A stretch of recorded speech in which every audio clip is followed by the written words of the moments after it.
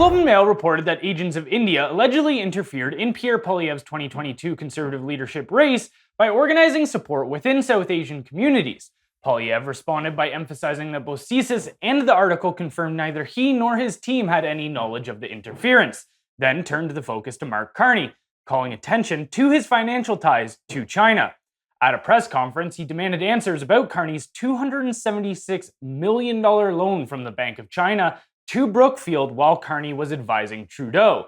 He questioned how somebody so financially entangled with Beijing state actors could be trusted to defend Canada's national interests. Meanwhile, Marco Mendicino, now serving as Mark Carney's chief of staff, was directly warned by CSIS about Chinese interference in Vancouver's 2022 municipal election, and he took no action.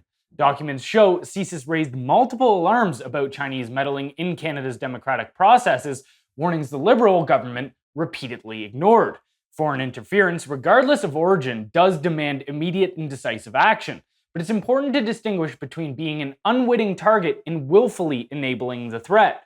In Poilievre's case, CSIS confirmed he had no knowledge of the interference. His opponent, Patrick Brown, publicly acknowledged the race was fair, and even if Poilievre had known, he held no political authority to intervene. The Liberal government, on the other hand, has benefited from CCP interference at the municipal, provincial, and federal levels. Unlike Poilievre, they were in power. They did receive warnings, and they chose not to act. The contrast is stark. One was unaware and lacked the means to respond. The other was informed, equipped to act, and looked the other way.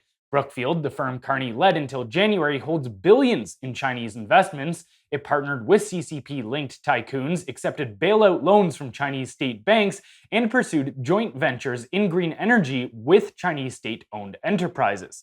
It's curious how Canada's corporate media and political class remain almost entirely silent on the worst perpetrator of foreign interference, China.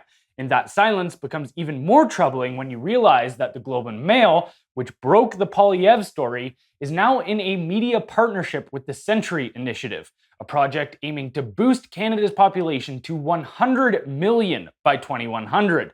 One of the key figures behind that initiative is Mark Wiseman, who is now closely aligned with the Carney Liberals. In other words, the same media outlet pointing fingers at Poilievre is partnered with a mass immigration initiative run by the very elites whose financial and political ties to Beijing go largely unexamined.